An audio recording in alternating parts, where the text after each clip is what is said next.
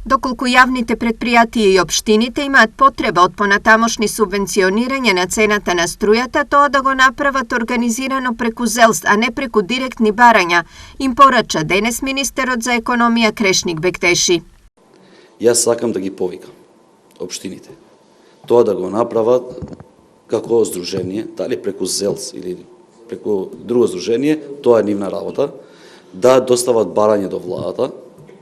Согласно калкулациите, анализите што ќе ги направиме, ние секако дека кога се има простор, ќе им излеземе во прес. Владата е подготвена, вели Бектеши, да им ги подмири дополнителните трошоци, но при тоа прашува.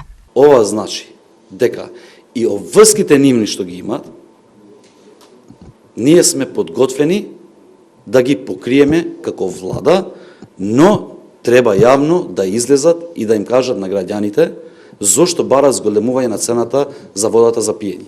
Од источниот регион, според претходна изјава на директорот на Регулаторната комисија за енергетика Марко Бислимовски, засега нова цена за водата има побарано само општина Кочани.